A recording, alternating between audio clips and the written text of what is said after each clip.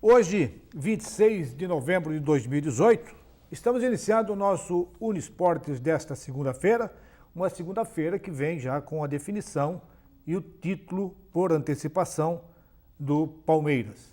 Parabéns aos palmeirenses que conquistaram dentro de campo, venceram o Vasco da Gama por 1-0 e com essa vitória, independente dos outros resultados, o Palmeiras sagrou-se campeão brasileiro por antecipação. Tivemos também aí a grande vitória, vamos dizer vitória do Avaí por estar na primeira divisão. O empate contra a equipe da Ponte Preta colocou a representação da capital do estado, dos catarinenses, em terceiro na classificação e, consequentemente, o Avaí está na primeira divisão em 2019. Agora resta saber se a Chapecoense vai conseguir, no seu último resultado diante da equipe de São Paulo, também carimbar o passaporte e a permanência na primeira divisão no futebol brasileiro. Tivemos também a decisão da Copa Santa Catarina, jogo realizado na cidade de Tubarão, onde o Hercílio Luz enfrentou a equipe do Brusque, tempo normal 1-1. Nas penalidades máximas, o Brusque conseguiu vencer por 4-3 e com esta vitória o Brusque é o campeão da Copa Santa Catarina e o representante oficial, primeiro representante oficial de Santa Catarina na Copa do Brasil. Ô Ingo, esse jogo lá na cidade de Tubarão, pela performance da equipe do Hercílio Luz no primeiro turno, na fase classificatória, esperava-se mais da equipe do Hercílio Luz ou a equipe do Brusque mostrou o trabalho que o Pingo fez durante toda a temporada e ratificando-se na sua condição de campeão?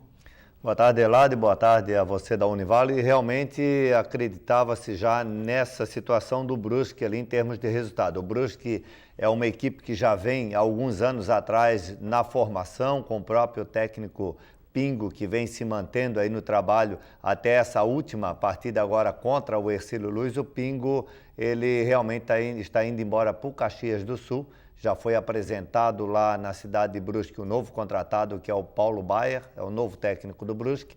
O Brusque manteve um bom elenco, um equilíbrio, aprendeu a vencer a Copa Santa Catarina, é tetracampeão da Copa Santa Catarina e é mais uma grana que entra para o Brusque, R$500 mil já no início do ano. O Hercílio Luz teve grandes dificuldades para enfrentar o Brusque, tanto que o Brusque teve um jogador já expulso no início do jogo, mas mesmo assim com 10 jogadores criou várias situações, fez o gol com 10 jogadores. O Hercílio perdeu um caminhão de gols praticamente, e no segundo tempo conseguiu empatar o jogo e levou para as penalidades, onde o Brusque acabou vencendo por 4-3 a equipe do Hercílio Luz. Era considerado favorito, até porque estava numa chave com o Tubarão, com o Marcílio Dias, já desde o início da Copa Santa Catarina. Eu mesmo alegava que a chave do Brusque era a chave favorita para ser campeão da Copa Santa Catarina e aconteceu dessa forma que o Brusque se sagrou campeão lá na cidade de Tubarão ontem à tarde. Era a chave que estava o Marcílio Dias e o Brusque, né? O Marcílio Dias, o Brusque, o Tubarão, então era uma chave fortíssima ali. Acredito que um pouco do regulamento prejudicou o Hercílio Luz, porque acredito eu que com a campanha que o Hercílio Luz fez e jogando a final em casa, em caso de empate, o Hercílio Luz poderia levar o título. Não aconteceu porque o regulamento, com o empate que houve na cidade de São João Batista em 0-0 e ontem 1-1 lá na cidade de Tubarão, o jogo foi para os pênaltis e aí o Hercílio acabou perdendo o título em casa. E por aqui, nós noticiamos na sexta-feira que teríamos a final do campeonato da Copa Primavera. Aconteceu essa decisão? Na tarde de sexta-feira houve uma ordem judicial de uma juíza aqui do Fórum Itajaí que proferiu essa ordem judicial contra o futebol profissional lá que está terceirizado no Almirante Barroso, né, do Hudson, presidente, Então, o clube praticamente entrou com esta ordem judicial, o clube Almirante Barroso, e aí acabou suspendendo a final da 16ª Copa Verão, que deve ser remarcada para breve. O Alcimir Crispim, que é o organizador ali, ele deve já marcar essa data para concluir a final. Mas eu acho que, mediante essa explicação que você está dando, de que houve uma ordem judicial suspendendo todas as atividades do parceiro do Clube Náutico Almirante Barroso, que é o caso do futebol, com o NEC Litoral e Almirante Barroso, que essa ordem judicial, ela vai longe. Então, o Alcemir vai ter que buscar outro local para fazer essa sua decisão. Segundo informações, o NEC, que é o responsável ali, a parceria com o Almirante Barroso, ele precisa fazer as prestações de contas para apresentar ao clube Almirante Barroso, para que torne-se aí a situação regularizada. A princípio, o NEC ainda não fez as prestações de contas necessárias e o clube entrou com essa ação pedindo as prestações de contas. Então, por isso, esta ordem judicial aí, esta semana a gente deve estar ouvindo o próprio Hudson, o próprio presidente também do Almirante Barroso, para esclarecer melhor como vai ficar essa situação no clube Almirante Barroso.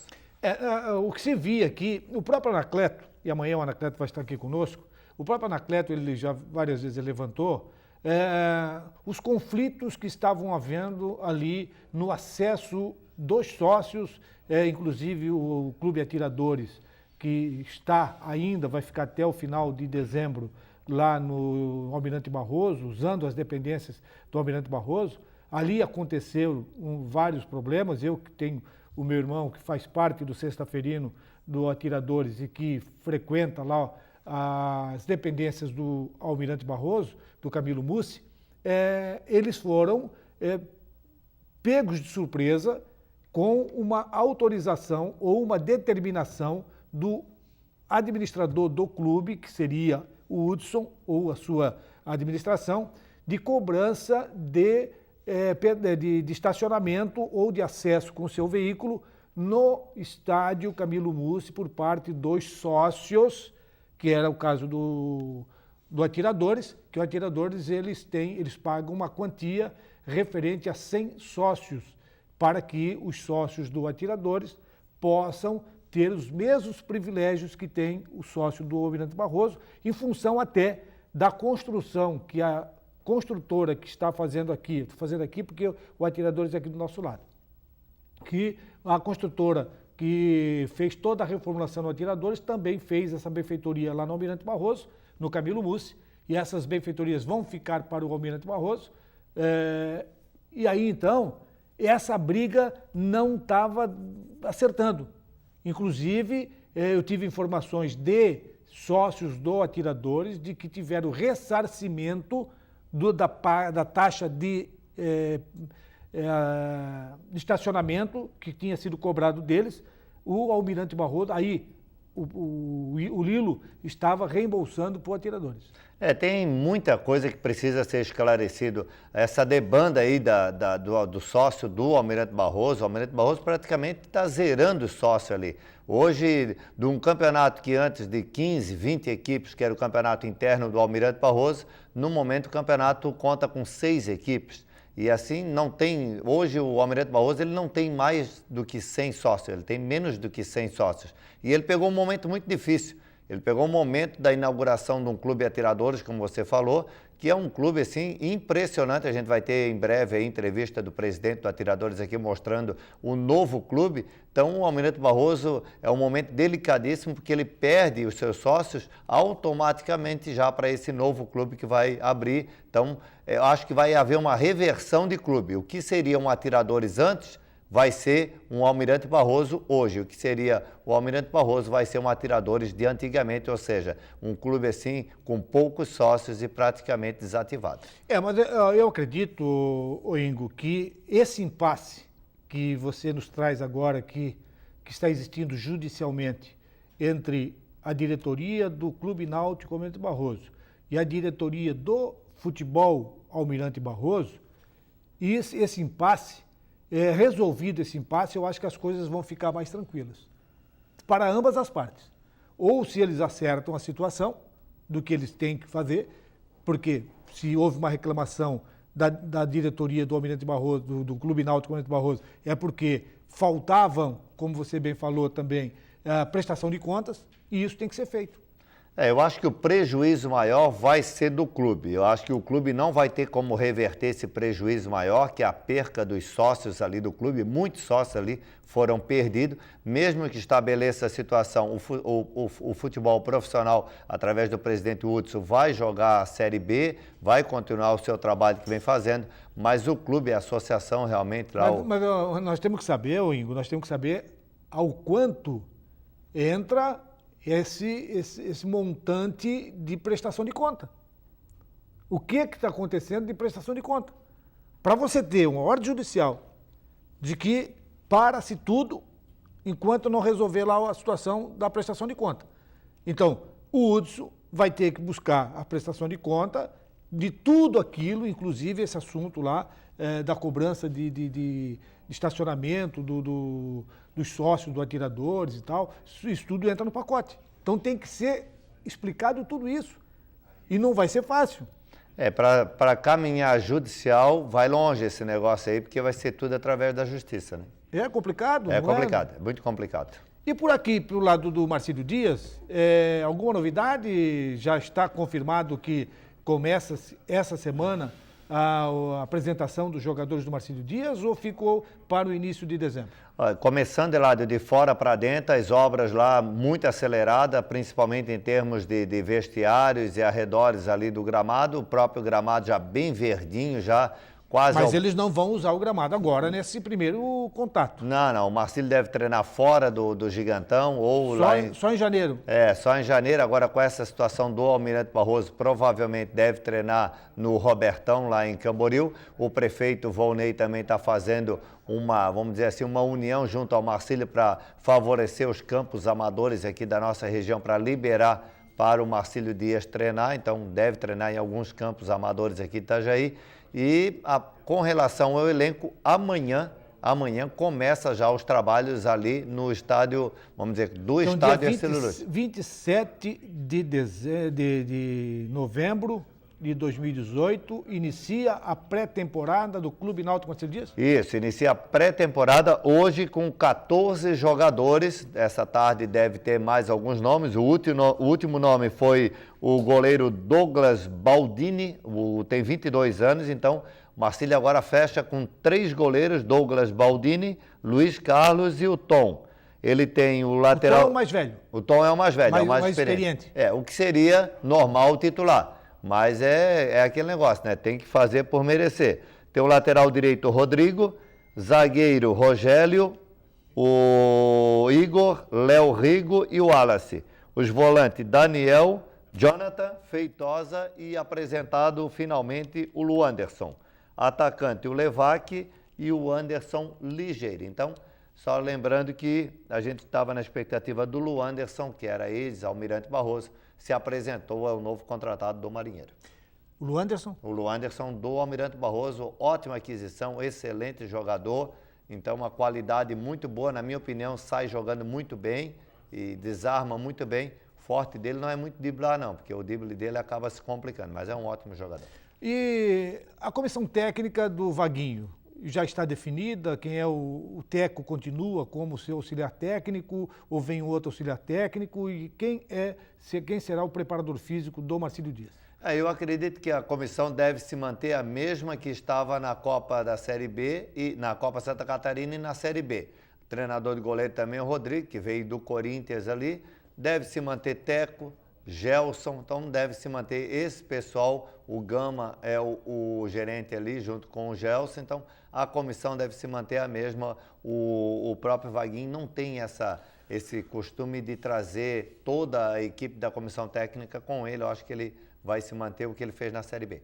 Então, quer dizer que a partir de amanhã poderemos ter a cada momento, a cada dia, uma novidade dentro do estádio Dr. Ercílio Luz com relação a contratações, a composição. O Vaguinho pretende trabalhar com quantos jogadores? 18, 22, 30? Qual é o número de jogadores que o Vaguinho pretende trabalhar. Pela informação que a gente teve da diretoria, entre 25 e 27 jogadores é o pretendido. O grande problema do Marinheiro ali, do Marcílio Dias, é que precisa urgentemente desse ano para o próximo ano manter a categoria de base sub-18, sub-20, para que nessa situação como acontece esse ano, ele tenha pelo menos alguns jogadores desta categoria aí para manter junto ao elenco ali, fazer os seus treinos ali e os seus jogos amistosos.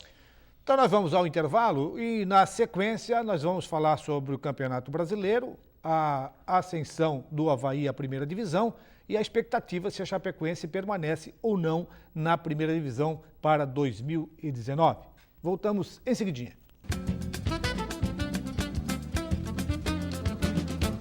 Bom, estamos de volta e esse nosso segundo bloco nós temos o apoio do Restaurantes Paraty, a sua casa fora de casa, servindo almoço de segunda a sábado com uma grande variedade de carnes e saladas. E é uma comida caseira. Fica ali na Avenida 7 de Setembro, na esquina do Centro Comercial Marcílio Dias. Então, já nesse segundo bloco, já falando do Campeonato Brasileiro, parabenizar aos palmeirenses, ao Marlon e também... Mas o Emerson é Atlético Paranaense. Apareceu agora, né? O Emerson é Atlético Paranaense. Apareceu agora, né? Tu tá querendo fazer complô, tu tá querendo fazer guerra lá em cima, hein? Tu tá querendo fazer guerra lá em cima. O Emerson também, torceu pro Palmeiras, torceu pro Palmeiras. Eu não acredito muito, mas tudo bem. Já que você mandou... Mandar também, lá dos parabéns pro meu pai, o seu Gentil. Que é palmeirense finalmente também? palmeirense, seu Gentil conseguiu ser campeão aí, Quer quem dizer, diria, né? Teu pai é palmeirense, tu é flamenguista? Eu sou flamenguista. E meu pai, com 75 anos, é palmeirense, tu vê só. Tá aí aquela história que você falou que ia teus resultados lá, o teu... Não deu certo? Não se concretizou. Teu prognóstico não deu certo? O combinado entre Vasco e Palmeiras ali acabou não concluindo. Tava um jogo tão tranquilo ali, as duas equipes partindo por um 0-0, um pontinho para cada um e deixava para fazer a festa em casa lá em São Paulo. De repente, o Palmeiras vai lá e bota a bola na rede e o Vasco não entendeu nada. Mas você vê como é as coisas, né? Essa conquista por antecedência do Palmeiras, vencendo o Vasco da Gama, ninguém reclamou. Para mim, o gol do Palmeiras, o atacante estava na posição de impedimento quando recebeu a bola. Ele estava se beneficiando de uma posição anterior de impedimento. Ele já estava na banheira com sabonete, com toalha e com tudo.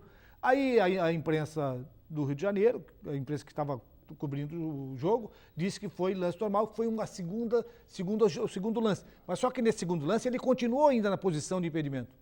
E para mim, essa situação caracteriza de que ele, ao fazer o gol, ele estava se beneficiando de uma posição anterior. Mas ninguém reclamou por quê?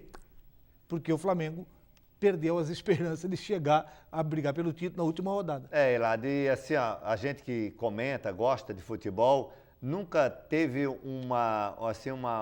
vamos dizer assim, um resultado tão favorável, um resultado de campeão que não houvesse nenhuma discussão. Assim, merecido ser campeão, 22 jogos sem perder, melhor defesa, melhor ataque. Então, venceu realmente a melhor equipe do Brasil, é o Palmeiras. E com essa vitória do Palmeiras, dos considerados 61 campeonatos brasileiros, 31 campeonatos são de equipes paulistas e 30 campeonatos são do restante do Brasil. Então, o domínio de São Paulo no futebol brasileiro é impressionante, 31 conquistas de São Paulo contra 30 do restante do Brasil, é impressionante. Então, para dar felicidade à galera, vamos aí à tabela, ver o que aconteceu neste final de semana, a alegria do povo. No Campeonato Brasileiro da Série B, Coritiba 1, Fortaleza 0, isso aí já não valia mais nada, o Fortaleza era campeão, tranquilo, fez a festa. No sábado, Guarani 1, Londrina 0, São Bento 2, Vila Nova 2, Juventude 0, CSA 4. Com esse resultado, o CSA tira a Ponte Preta. O Avaí 0, Ponte Preta 0. Com esse resultado, o Avaí se classifica e a Ponte Preta foi ver navios. Criciúma 2, Sampaio Correia 0. Esse resultado permanece com o Criciúma na segunda divisão. Goiás 0, Brasil de Pelotas 1. Boa Esporte 0, Oeste 0. CRB 2, Figueirense 1. Com esse resultado, o Figueirense permanece na segunda divisão, mas atrás do Criciúma, hein? Atrás do Criciúma. E o Paysandu 2, Atlético Goianiense 5. No Campeonato Brasileiro da Série A, 37ª rodada, penúltima rodada, no sábado, Santos 3, Atlético Mineiro 2. No domingo, Cruzeiro 0, Flamengo 2, Atlético Paranaense 2, Ceará 2, Vitória 0, Grêmio 0, Vasco da Gama 0, Palmeiras 1. Com essa vitória, o Palmeiras, por antecipação, bota a mão no caneco. América Mineiro 1, Bahia 0, Corinthians 0, Chapecoense 0. Com esse resultado, o Chapecoense continua com a aspiração ainda de poder fugir. E o Internacional 2-0 no Fluminense, que continua também como o Vasco da Gama, com a corda no pescoço. Poderemos ter 2 carioca na segunda divisão? Olha, pelos resultados ali pode acontecer. Eu acho muito difícil, porque o América teria que vencer o Palmeiras na última rodada jogando lá em São Paulo. Palmeiras no último jogo em casa, entrega vamos dizer, como se dizia, da faixa, do troféu, do título. Palmeiras não quer perder o último jogo em casa, a invencibilidade de 22 jogos, então praticamente aí 95% de chance para o América ser o próximo à Série B, e aí vai ficar a última vaga aí para aquela rapaziada dos 42 pontos ali. A situação ali é muito complicada. E nós não poderíamos deixar de falar, antes de terminar esse programa, da decisão da Libertadores, que foi adiada primeiro pela chuva, depois foi feito o primeiro jogo, empate no primeiro jogo, e estava programado o segundo jogo para o estádio do River Plate. E aí, quando está chegando a equipe do Boca, com seu ônibus, foi apedrejado e o pau fechou e não aconteceu o jogo. O estádio já estava praticamente lotado, era torcida única. E o que falar disso, dessa violência, dessa agressão à delegação da equipe do Boca Juniors? Olha lá, a Argentina perdeu a chance de aparecer para o mundo com uma decisão que era esperada pelo mundo, vamos dizer assim, aqui na nossa região aqui. Eu ouvi as imagens do ônibus sendo apedrejado, tanto a imagem de fora como algumas imagens de dentro do ônibus que foram relatado na imprensa ali. Algo absurdo, assim, realmente, jogadores já dentro do ônibus estavam feridos ali. O que vai acontecer é que haverá, sim, a decisão, mas provavelmente num campo neutro, e aí é que a Conmebol, quem sabe aí, uma final de Libertadores sem torcedor, um campo neutro com os dois times jogando isoladamente. É o que pode acontecer, o que deve tomar a decisão da Conmebol, um campo neutro para esta decisão, mas perderam a chance de aparecer para o mundo com um bom futebol, e uma final histórica ficou manchado, infelizmente, por essa vamos dizer assim, essa intolerância aí da torcida lá na Argentina. Na verdade, Ingo, é uma situação complicada. Amanhã terá uma reunião na Conmebol. E sabe quem estava no estádio para assistir o jogo desta grande decisão? O presidente da FIFA. O presidente da FIFA estava no estádio para assistir o jogo quando houve todo esse tumulto. Agora, qual será a posição da Conmebol? Vai punir o River através da atitude da sua torcida, ou ele vai marcar um outro jogo, como você bem colocou, que pode ser em campo neutro, podendo ser até aqui no Brasil?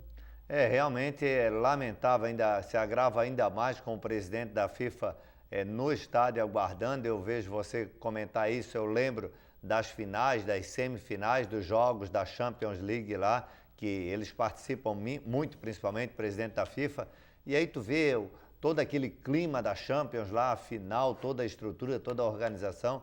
Aí ainda tem gente que diz que Libertadores é pedra, é moeda, é pilha, isso aí que é legal, isso aí é que torna emocionante, que é nada, cara, isso aí só se desfaz aqui da nossa região aqui, então realmente é lamentável. E eu, assim, eu sou um cara que eu fico indignado em ter que ver imagem da polícia tendo que cobrir jogador para cobrar escanteio, porque jogam pilha, jogam moeda, jogam pedra. Pô, quando isso vai acabar? Quando isso vai parar? No Brasil tínhamos esse tipo de atitude. Depois que foram perdidos os mandos de campo, é com isso, é punição séria que o torcedor acaba... Mas, Ingo, existem coisas no futebol e que são quase terrorismo. Inclusive, tem jogos que a própria torcida briga entre eles mesmos. Torcedor do próprio clube se pega na pancada. Aconteceu agora no Campeonato Brasileiro. o torcedor da mesma turma se pegando na pancada. Então, alguma coisa tem que ser feito. Se não fizer nada, nós vamos ter morte nos estádios. Isso já aconteceu, morte em vários estádios. Por quê? Porque a impunidade é muito grande no futebol, principalmente desses torcedores, que não posso considerar como torcedores, são vândalos. É por isso que eu falo, Eladio, quantos jogos nós já estamos há anos assistindo da Libertadores, que para cobrar um escanteio, para sair de campo, para entrar em campo, para chegar no estádio, é pedra, é pau, é pilha, é um monte de coisa jogada em cima do jogador, e tu fica, tá, não vai se tomar uma atitude? Não vai se dar uma correção? A outra vez também, já na entrada do túnel, numa decisão deles lá, foi jogado um gás lá de pimenta que acabou estragando toda a decisão. Aí, novamente, isso aí se faz. Então, tem que ter uma punição rigorosa e eu acho que agora é a hora da Conmebol mostrar novamente que tem pulso firme, porque no momento a Conmebol não é vista como uma instituição aí que toma decisões sérias para organizar a situação. No momento está todo mundo deitando e rolando em cima da Conmebol. Nós vamos ter que aguardar a reunião de amanhã, lá na quarta-feira, provavelmente, nós já poderemos estar conversando a respeito da decisão da Conmebol. Estamos encerrando o nosso programa desta segunda-feira, prometendo voltar amanhã já com bastante notícia do Marcílio Dias, que começa a pré-temporada amanhã. É isso, Ingo? É isso, amanhã a gente já vai estar visitando ali, trazendo matérias aí sobre a situação do nosso marinheiro. Até amanhã, um grande abraço. Um abraço e até amanhã.